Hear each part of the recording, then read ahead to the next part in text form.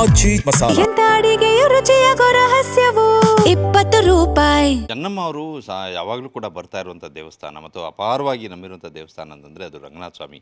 ರಂಗನಾಥ ಸ್ವಾಮಿಯ ಪಕ್ಕದಲ್ಲಿಯೇ ಬೆಟ್ಟದ ದೇವಸ್ಥಾನದ ಪಕ್ಕದಲ್ಲಿಯೇ ಅಂತ್ಯ ಸಂಸ್ಕಾರ ಇವತ್ತು ಆಗ್ತಾ ಇದೆ.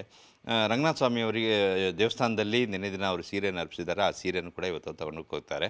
ಇದ್ರ ಬಗ್ಗೆ ಮಾತಾಡ್ತಾರೆ ನಮ್ಮ ಅರ್ಚಕರು ಗರುಡಾಚಾರ್ಯ ಅಂತೇಳಿ ನನ್ನ ಜೊತೆಯಲ್ಲಿದ್ದಾರೆ. ಅವ್ರನ್ನ ಮಾತಾಡ್ತೀನಿ ಸುನಿಧಿ. ಮೊದಲೇದಾಗಿ ನಿನ್ನೆ ದಿನ ಸೀರೆಯನ್ನು ಅರ್ಪಿಸಿದ್ರಿ ಅಂತ ಹೇಳಿದ್ರಿ, ಅದು ಯಾರು ಕೊಟ್ಟಿದ್ರು, ಸ್ವಲ್ಪ ಅದ್ರ ಬಗ್ಗೆ ವಿವರಿಸಿ.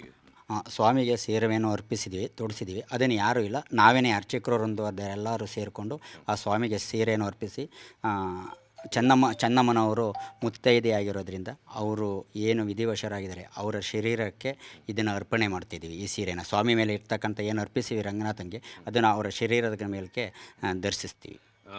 ಚೆನ್ನಮ್ಮ ಅವರಿಗೆ ಅಪಾರವಾದಂಥ ನಂಬಿಕೆ ರಂಗನಾಥ ಸ್ವಾಮಿ ಮೇಲೆ. ಇಲ್ಲಿ ಹರಕೆ ಹೊತ್ತ ಮೇಲೇ ಇಲ್ಲಿ ರಂಗನಾಥ ಸ್ವಾಮಿ ಮೇಲೆ ಬೇಡ್ಕೊಂಡ ನಂತರದಲ್ಲೇ ಅವ್ರ ಜೀವನದಲ್ಲಿ ಯಶಸ್ಸಾಗಿದ್ದು ಅನ್ನೋಂಥ ಒಂದು ಭಾವನೆ ಅವರಲ್ಲಿದೆ. ಆ ವಿಚಾರದಲ್ಲಿ ಇಲ್ಲಿ ಬಂದು ಪೂಜೆ ಮಾಡಿಸ್ಕೊಳ್ಳೋದು, ಅದ್ರ ಬಗ್ಗೆ ನಿಮ್ಮ ಜೊತೆ ಮಾತಾಡಿದ್ದೇನೆ ರೀ. ಇಲ್ಲ, ಇಲ್ಲಿ ಅವ್ರ ಮನೆಯಲ್ಲಿ ಯಾವುದೇ ಥರ ಶುಭ ಕಾರ್ಯ ಆಗ್ಬೋದು ಅಥವಾ ರಾಜಕೀಯಕ್ಕೆ ಸಂಬಂಧಪಟ್ಟಾಗೋದು ಇಲ್ಲಿ ರಂಗನಾಥರ ಹತ್ರ ಬಂದು ಸಂಕಲ್ಪ ಮಾಡಿ ಅರ್ಚನೆ ಮಾಡಿ ಅಭಿಷೇಕ ಪೂಜಾ ಇತ್ಯಾದಿಗಳನ್ನು ಮುಗಿಸಿದ ನಂತರವೇ ಅವ್ರದ್ದು ಯಾವುದೇ ಥರ ಕಾರ್ಯನ ನೆರವೇರಿಸ್ಕೊಳ್ಳೋದು. ಇವತ್ತಿನ ಅಂತ್ಯ ಸಂಸ್ಕಾರದಲ್ಲಿ ಹೇಗಿರುತ್ತೆ? ಅವರು ಒಂದಿಷ್ಟು ನಿನ್ನೆ ವಿಚಾರಗಳನ್ನ ಹೇಳ್ತಾ ಇದ್ರು, ಬೇರೆ ಬೇರೆ ದೇವಸ್ಥಾನಗಳಲ್ಲಿ ಅಭಿಷೇಕ ಮಾಡಿ ತೀರ್ಥನ ತಂದು ಹಾಕಬೇಕು, ಇದೆಲ್ಲ ಹೇಳ್ತಾ ಇದ್ರು. ಹೌದು, ನಮಗೂ ಕೂಡ ತಿಳಿಸಿದ್ದಾರೆ. ಅವರು ಇದರಲ್ಲಿ ಅವರಿಗೆ ಆತ್ಮಶಾಂತಿ ಪ್ರಾಪ್ತಿಯಾಗಲಿ, ಸ್ವರ್ಗ ಪ್ರಾಪ್ತಿಯಾಗಲಿ ಅಂತ ಹೇಳ್ಬಿಟ್ಟು ಒಂದು ಸಂಕಲ್ಪ ಮಾಡಿಬಿಟ್ಟು ನಂತರವಾಗಿ ಇಲ್ಲಿಗೆ ಏನು ರಂಗನಾಥರದ್ದು ತೀರ್ಥ ಇದೆ ಅವ್ರದ್ದು ಸಾಲಿಗ್ರಾಮ ತೀರ್ಥನ ತಗೊಂಡೋಗಿ ಅವ್ರಿಗೆ ಶರೀರಕ್ಕೆ ಪ್ರೋಕ್ಷಣೆ ಮಾಡಿ ಅನಂತರವಾಗಿ ಅವ್ರಿಗೆ ಪುಷ್ಪವನ್ನು ಕೊಟ್ಟು ಮಾಡ್ತೀವಿ. ಇವತ್ತಿನ ಅಂತ್ಯಕ್ರಿಯೆ ವಿಧಾನ ಯಾವ ರೀತಿ ಇರುತ್ತೆ? ಅದು ಯಾವ ಸಂಪ್ರದಾಯ ಯಾವ ರೀತಿ ಮಾಡ್ತಾರೆ? ಅದು ಅವ್ರದ್ದು ಗೌಡದು ಏನಿದೆ ದೇವೇಗೌಡರದು ಅವ್ರ ಸಂಪ್ರದಾಯ ಪ್ರಕಾರನೇ ಅವರನ್ನು ನೆರವೇರಿಸ್ತಾರೆ. ಏನೇನು ಇದು ಉಳೋದು ಅಥವಾ ಅದು ಎಲ್ಲ ಅವರಿಗೆ ಅವ್ರ ಕುಟುಂಬಕ್ಕೆ ಸಂಬಂಧಪಟ್ಟಿದ್ದು. ಇಲ್ಲಿಂದ ಪ್ರಸಾದ ಮತ್ತು ಏನು ನಮ್ಮದು ಈ ವಸ್ತ್ರ ಇದೆ ವಸ್ತ್ರನ ಅಲ್ಲಿಗೆ ತಲುಪಿಸ್ತೀವಿ. ತುಂಬ ಧನ್ಯವಾದ ಮಾತಾಡಿದ್ದಕ್ಕೆ. ಇದು ಇಲ್ಲಿನ ಅರ್ಚಕರು ಹೇಳ್ತಾರಂತ. ಮತ್ತು ಇವರು ಕೂಡ ಅಲ್ಲಿ ಹೋಗಿ ಇವತ್ತಿನ ಅಂತ್ಯ ಸಂಸ್ಕಾರ ವಿಚಾರದ ಸಂದರ್ಭದಲ್ಲಿ ಪಾಲ್ಗೊಳ್ಳಲಿಕ್ಕಿದ್ದಾರೆ. ಅದಕ್ಕೂ ಮುಂಚೆ ಇವತ್ತು ಪೂಜೆ ಪುನಸ್ಕಾರ ಎಲ್ಲ ಕೂಡ ಮುಗಿದಿದೆ. ಈಗ ಸೀರೆಯನ್ನು ಇವರು ಅರ್ಚಕ ವೃಂದದವರೇ ಸೇರಿ ಸೀರೆಯನ್ನು ಕೂಡ ರಂಗನಾಥ ಸ್ವಾಮಿಗೆ ಅರ್ಪಿಸಿದ್ದಾರೆ.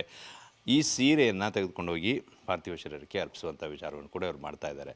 ಇನ್ನು ಉಳಿದಂಥ ವಿಚಾರ ಅಂತ್ಯ ಸಂಸ್ಕಾರದ ವಿಚಾರಕ್ಕೆ ಬರೋದಾದರೆ ಸುನಿಧಿ, ಇನ್ನೂ ಕೂಡ ಹೊಳೆನರಸೀಪುರದಲ್ಲಿ ಪಾರ್ಥಿವ ಶರೀರ ಇದೆ. ಅಲ್ಲಿ ಸಾಕಷ್ಟು ಜನ ಈಗಲೂ ಕೂಡ ಬಂದು ಅಂತಿಮ ದರ್ಶನವನ್ನು ಪಡ್ಕೊಳ್ತಾ ಇದ್ದಾರೆ. ಆ ನಂತರದಲ್ಲಿ ಸುಮಾರು ಒಂದು 11:30-12 ಗಂಟೆ ಅಷ್ಟೊತ್ತಿಗೆ, ಕನಿಷ್ಠ ಅಂತಂದ್ರೂ 12 ಗಂಟೆವರೆಗೆ ಅಲ್ಲಿ ಇರುತ್ತೆ. ಆ ನಂತರದಲ್ಲಿ ಅಲ್ಲಿಂದ ಇಲ್ಲಿಗೆ ಕರ್ಕೊಂಬರಬೇಕು ಅನ್ನೋಂಥ ವಿಚಾರ ಇದೆ. ಮೆರವಣಿಗೆಯಲ್ಲೇ ಬರ್ತಾರೆ ಅಲ್ಲಿಂದ ಇಲ್ಲಿಗೆ. ಆಗಲೂ ಕೂಡ ಸಾಕಷ್ಟು ಜನಸ್ತೋಮ ಸೇರುವಂಥ ನಿರೀಕ್ಷೆ ಇದೆ. ನಿನ್ನೆ ಜಿಲ್ಲಾಡಳಿತ ಮತ್ತು ಪೊಲೀಸ್ ಇಲಾಖೆ ಕೊಟ್ಟಿರುವಂಥ ಮಾಹಿತಿ ಪ್ರಕಾರ 1 ಲಕ್ಷಕ್ಕೂ ಅಧಿಕ ಜನ ಇಲ್ಲಿ ಬಂದು ಸೇರ್ಬೋದು. ಮಾರ್ಗದುದ್ದಕ್ಕೂ ಅಷ್ಟು ಜನ ಅಂತಿಮ ದರ್ಶನ ಮಾಡಿದ್ರೂ ಸಹಿತ ಇವತ್ತು ಮತ್ತು ಅಷ್ಟೇ ಜನ ಬರ್ತಾರೆ, ಅಷ್ಟೊಂದು ಜನ ಬರುವಂಥ ನಿರೀಕ್ಷೆ ಇದೆ. ಅದಕ್ಕೆ ಬೇಕಾದಂಥ ಸಿದ್ಧತೆಯನ್ನು ಮಾಡ್ಕೊಂಡಿದ್ದೀವಿ ಅಂತ ಮಾತನ್ನು ಹೇಳ್ತಾ ಇದ್ದಾರೆ.